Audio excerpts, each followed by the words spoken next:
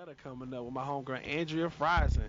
What we got going on, girl? Okay, today's letter says, Dear Andrea, I am the mother of three adult children. Over the holidays, I had an emotional, explosive argument with one of my daughters. In reflecting on the incident, I don't believe my children actually respect me. I know that I've not been the best mother when they were kids because of my checkered past. I feel that I have made up for that, but looking for ways to improve my relationship with my children. What are some tips to help me improve my relationship with them?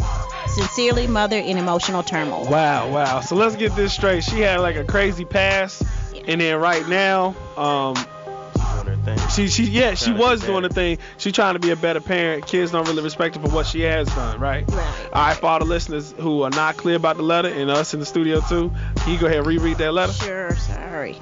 Oh, because I be off a little bit, All right, dear Andrea, I'm the mother of three children. Over the holidays, I had an emotional, explosive argument with one of my daughters.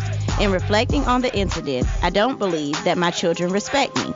I know that I was not the best mother when they were children because of my checkered past. I feel I have made up for that, but I'm looking for ways to improve my relationship with my children. What are some tips to help me improve my relationship with them? Wow, we about to go around the room with this one, man. I'm gonna go ahead and start past the three, see what they got. I know what I want to say. Past the three, go ahead and throw your stank on it. The Bible said the rod of correction drive the devil far from, and the most important thing to pay attention to is that the devil is inside of your children, and they're manipulating you. They will manipulate you. Anybody got kids will be honest about that. Like, they'll play any situation that they can. They'll play mothers against fathers, fathers against mothers, grandmothers against parents, everybody against everybody. The point is not to pay attention to them, keep beating them, and everything will be all right. Mr. Stephen Duty, Mr. 880, what you got from Big Dog? Props to the mother for trying to be a part of the life. I give him props to that. I don't know the age difference between the parents and the kids, but the kids might not have that respect for their mom that maybe they should have. But bottom line is, good thing she's reaching out, but she's gonna have to just try to relate to the kids and support them with whatever they're doing, because it's almost kind of like it's too late. The kids are growing up now, and they've grown up without that relationship. So for her to try to find that relationship now, she's gonna have to get in where she can fit in. That's good one, Big Dog. Miss New York. I say hit them with a frying pan. And Really? then we have an understanding about who's the parent. So what? I made a mistake. I'm not perfect. I done did a lot of stuff. When you have your kids, you gonna make mistakes. So at the end of the day, it is what it is. You respect your parents, honor the parents, as the Bible says. So that you can have less grief in your own life. Because when you have your own kids and they reach up to put their hands up on you, you're gonna have a whole nother look at that situation. Hey, I gotta give big ups to that. Go ahead, reestablish the discipline, right? Absolutely. Yeah. I mean, the frying pan, the baseball bat, the extension cord. Any means necessary to let them know that I am in charge. You cannot give children any type of leeway. I hear that, man. You know what? One of the things I'm going to go ahead and say, and I know we got to make sure Andrea gets her tips. Yes. For a parent, it's not easy. I don't think, there's a book on parenting, but all of us have different kids. Right. You know what I'm saying? So it's not like we can all make the right decision. Boy, if you don't turn that camera the right way, thank you. All right. Just saying. Disciplining his children at work. You know what I'm saying? That's a prime example. Man. Teach your kids. But one thing is, man, if you had a bad past, kids gonna love the parent for who they are. You know what I'm saying? So I guess this is what tip I would give, and I know you gotta give your input. It depends on what the kids are. You can't go back to elementary school if you weren't there for elementary school. Yeah. So don't try to talk to them like elementary school kids.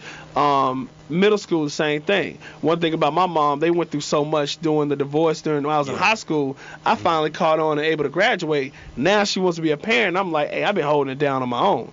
That's the level where I was looking for colleges. Right. And she should just jumped in. You see what I'm saying? And just fit in like Mr. Stephen Duty says. So I gotta give big ups to this. So my tip would be, for first and foremost, she's a parent. Absolutely. Right? So be a parent. Right. You know what I'm saying? First and foremost. Then Stephen Duty, fit in where you fit in. Yeah. Keep God first. Yeah. You know what I'm saying? And now it's time for Miss Andrea Frierson. Thank you. Okay.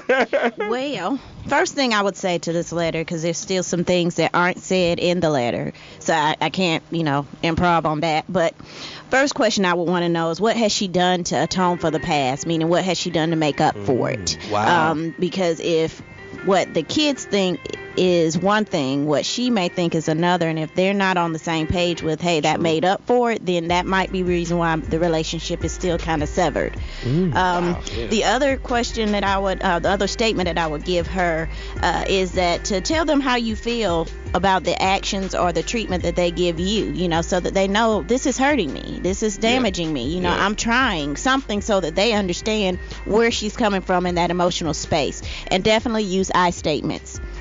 Okay. Last but not least, determine the shape of your of the way you want the relationship to be. So, hey, if they're grown, you know, you can't go back to those days when they were elementary and middle school and high school, because those days are long gone. But as an adult, where can you fit in to make that new relationship, the revised one, work? So if that means, hey, I need to see you more as an adult, and I don't need to come at you with those directives in an authoritative kind of way, or being too strong, too critical, too whatever, then that means change that so that they can then allow you in their space. Okay. I like what you said about come at them like an adult. Right. In my case, my parents divorced when I was 2, right? So I just grew up with them being apart. It was natural to me. Now, it definitely affected my older brother and sister, because they were like 7 and 9. Yeah. So they had their rebellious stages with my ex-stepdads and all that kind of stuff. Yeah. But in my case, my dad, you know, since he wasn't there when I was younger, when I talk to him now, he comes at me like I'm like 6, you know, like, like every time I see him, he's trying to like embrace for like, you know, 20 seconds, and I'm like, Dad,